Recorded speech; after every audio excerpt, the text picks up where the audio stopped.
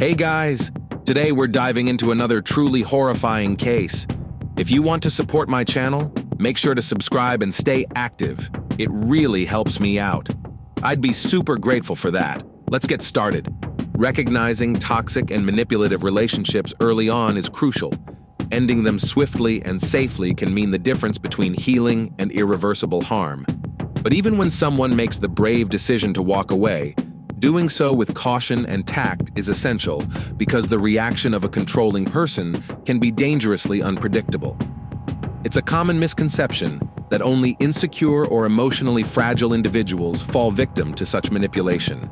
In reality, anyone can be targeted.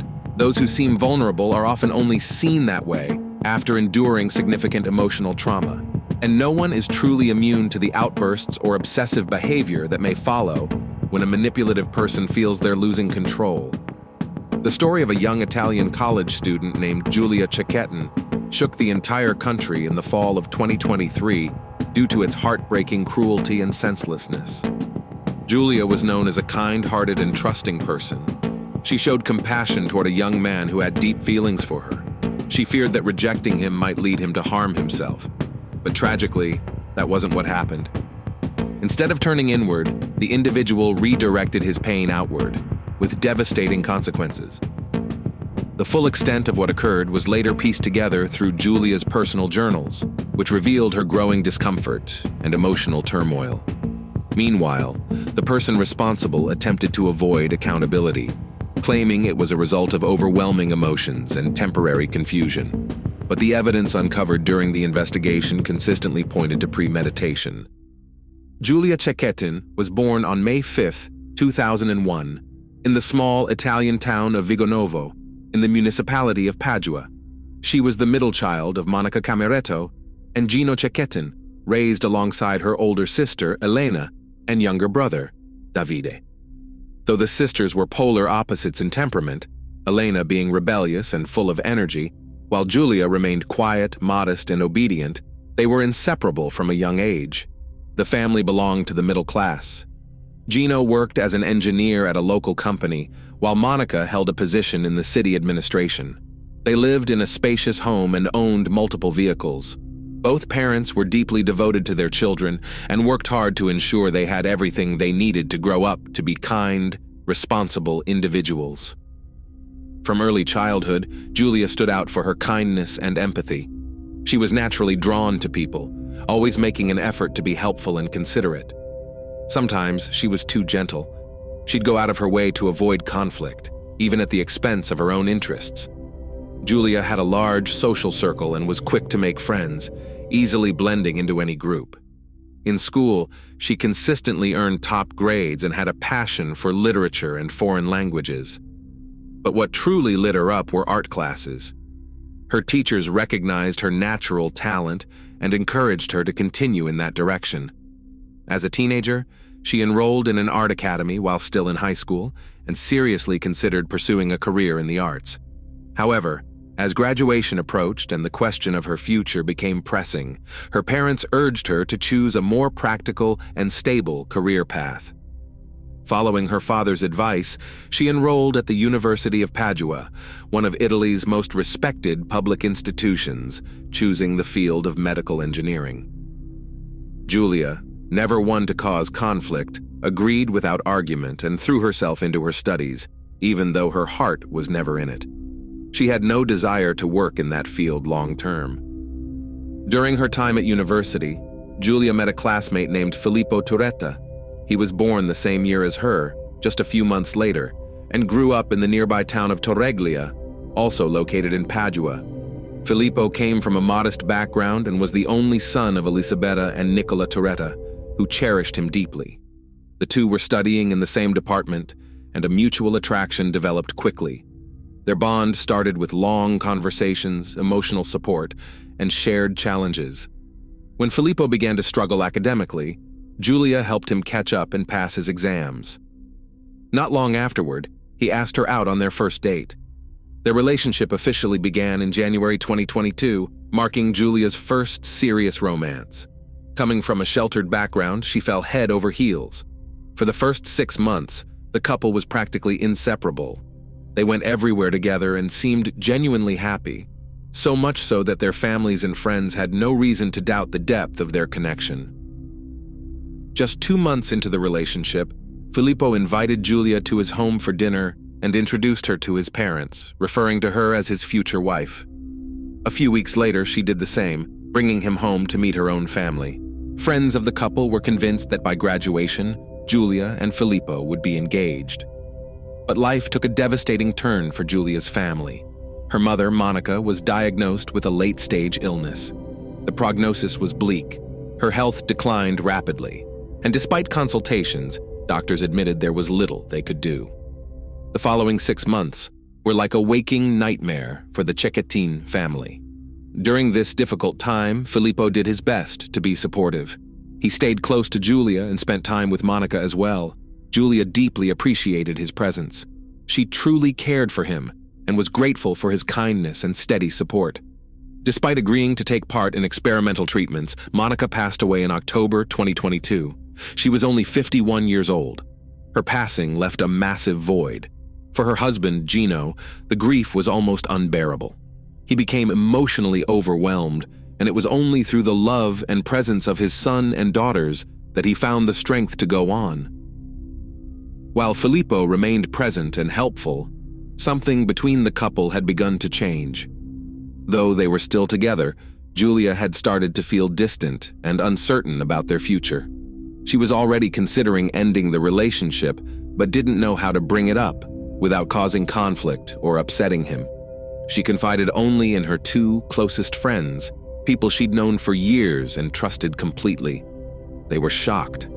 From the outside, Giulia and Filippo looked like the perfect couple. Their relationship appeared happy, harmonious, and solid.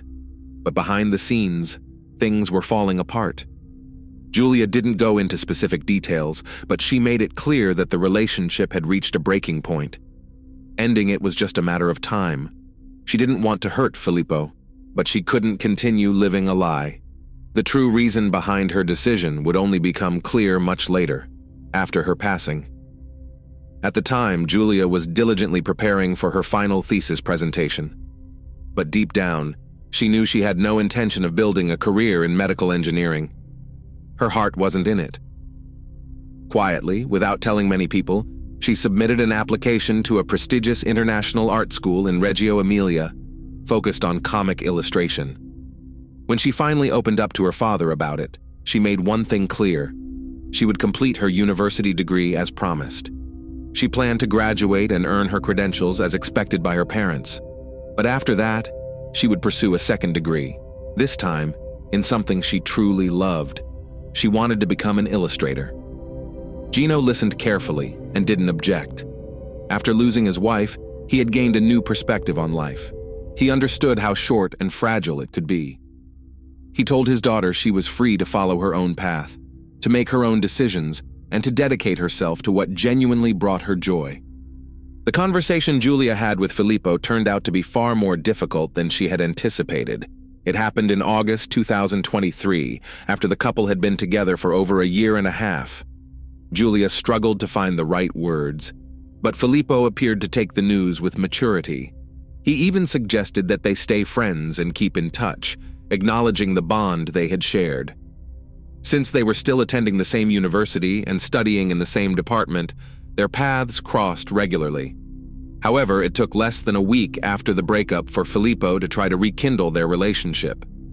He invited Giulia to one of their favorite restaurants, the kind of place that had once felt special to them, and pleaded with her to give things another chance, reminding her of the good times they had.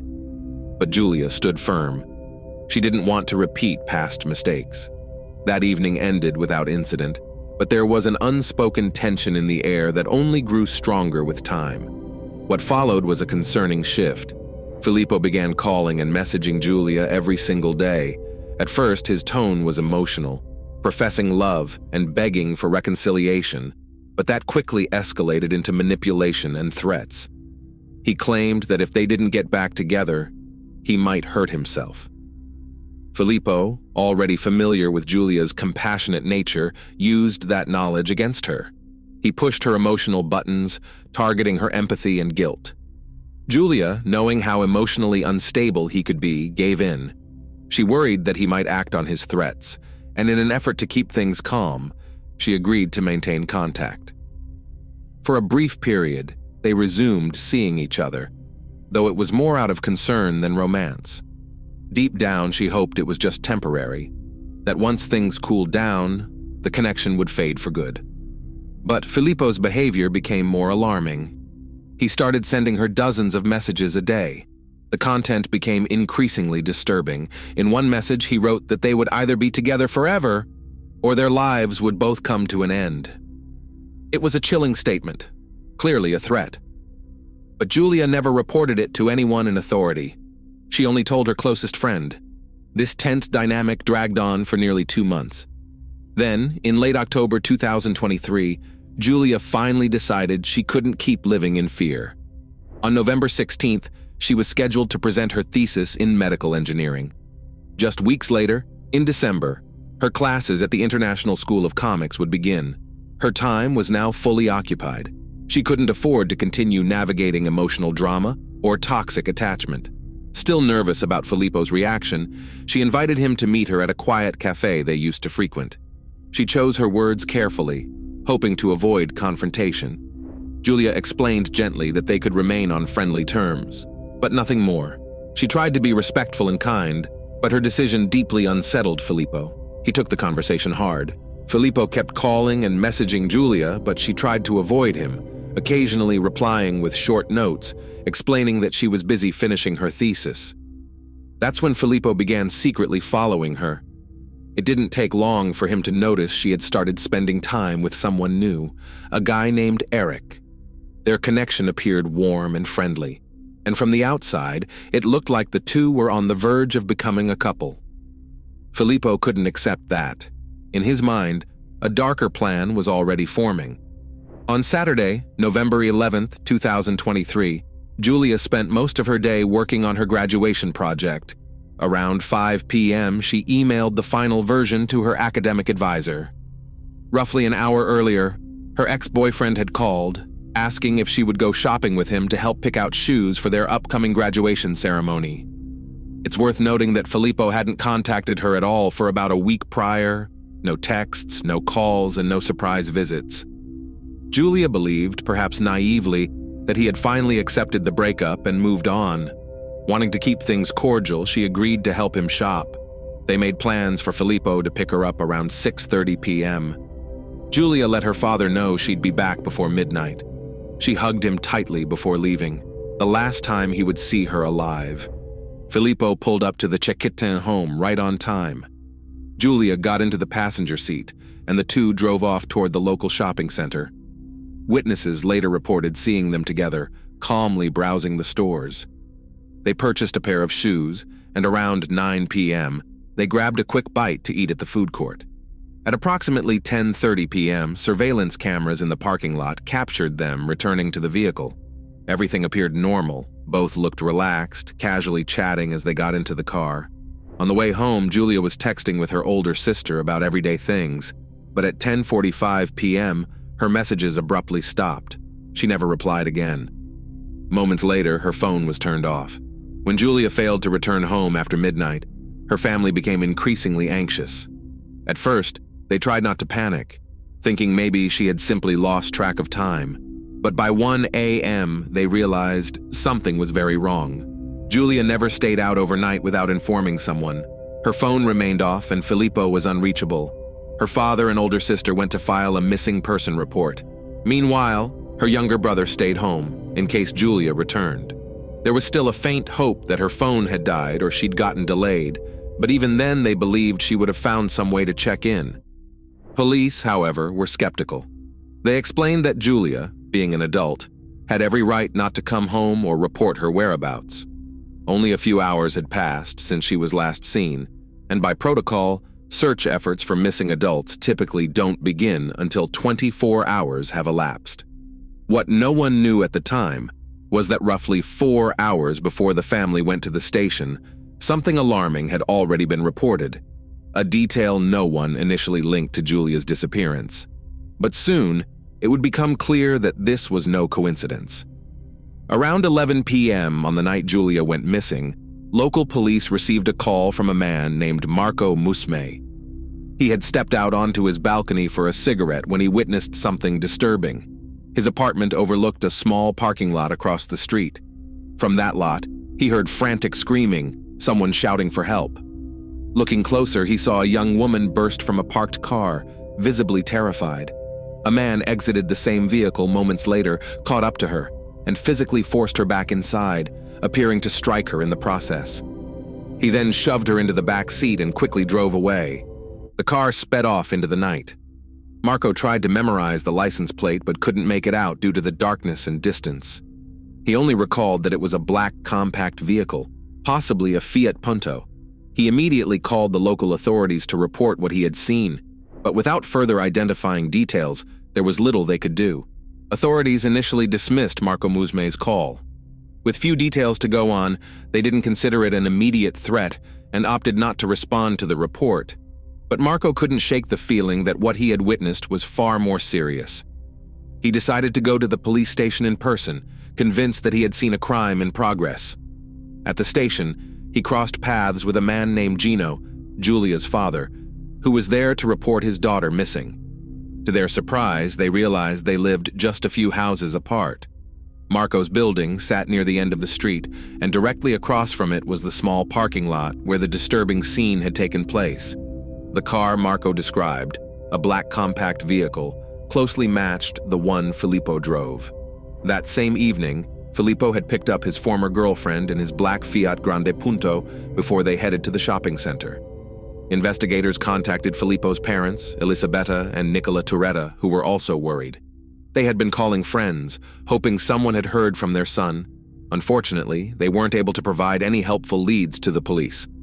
Officers were immediately dispatched to the parking lot, now presumed to be the scene of a violent incident. But to their dismay, there were no security cameras in the area. With no footage, detectives had to rely solely on the witnesses' testimony and any physical evidence they could find. What they discovered was alarming. On the ground lay a large knife with a blade broken near the handle. Nearby were several dark reddish stains. While the amount of blood wasn't excessive, it was clear someone had been injured. Forensic experts confirmed that the fingerprints on the knife belonged to Filippo, and the blood traces matched Julia's DNA. The broken blade and the deep gouge in the pavement suggested that the attacker had missed his target during the initial attempt, striking the asphalt instead. Investigators feared the worst, but still hoped Julia might be alive and in need of urgent help.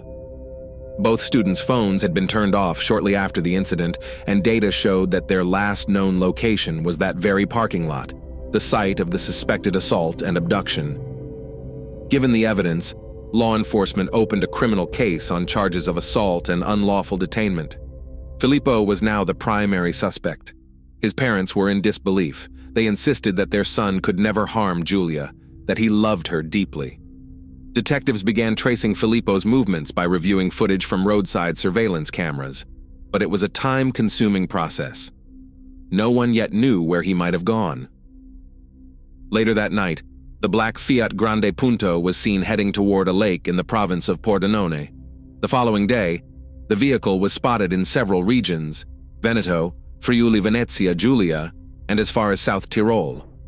On November 12th, a young man matching Filippo's description made a purchase at a gas station near the Austrian border. He paid with a €20 bill that appeared to have dried bloodstains on it. The cashier didn't think much of it at the time, but surveillance footage later confirmed the buyer was Filippo. Another chilling piece of evidence emerged soon after. A surveillance camera in an industrial area on the outskirts of Fosso, near Giulia's hometown of Viganovo, captured harrowing footage. In the video, a man can be seen physically attacking a woman. After the assault, he stood over her motionless body for several minutes before lifting her up and placing her in the trunk of a car. At the scene, investigators found pools of blood and clear signs of a struggle. There was no longer any doubt that Julia had likely lost her life. But where were her remains? And where had the suspect gone? Filippo was officially declared wanted across Europe. Then, on November 18th, a grim discovery was made. In a small ravine near Lake Barsis, search teams found a severely damaged body hidden beneath a large rock and partially covered by black plastic bags. Medical examiners documented multiple signs of extreme aggression. The victim had suffered dozens of stab wounds, blunt force trauma to the head, and visible signs of restraint around her wrists.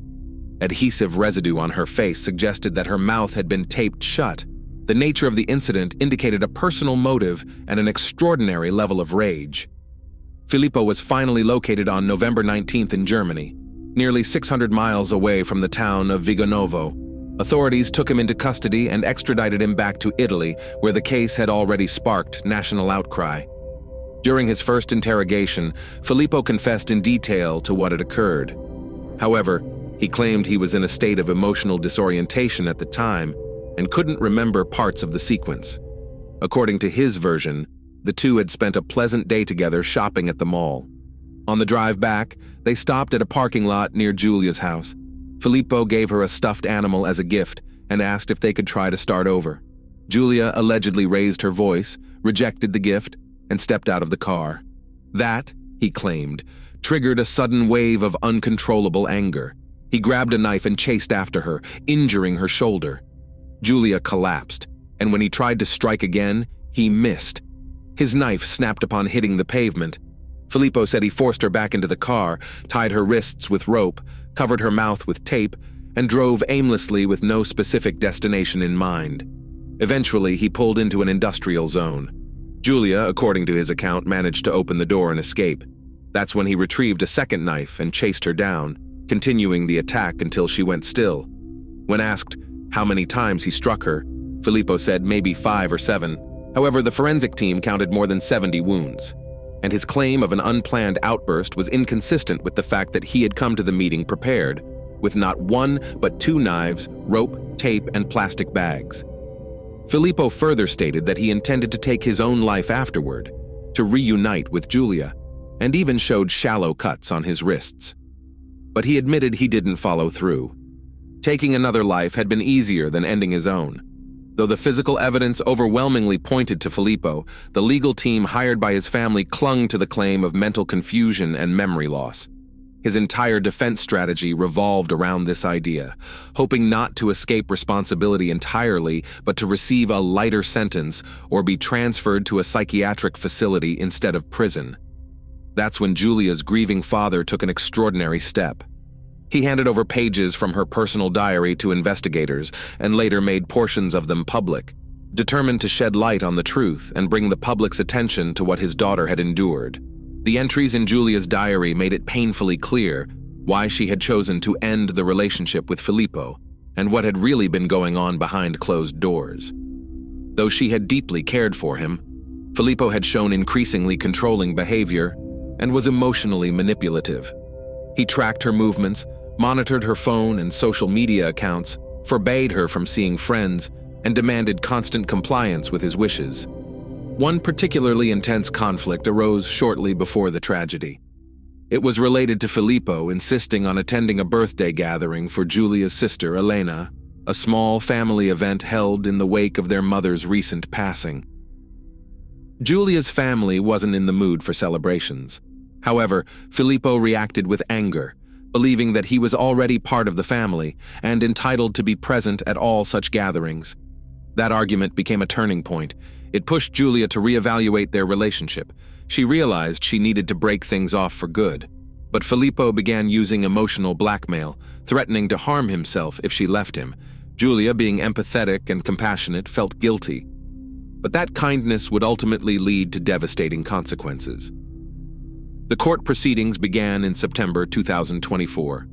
Filippo faced multiple charges: harassment, unlawful detainment, a violent crime with extreme cruelty, fleeing from law enforcement, and tampering with evidence.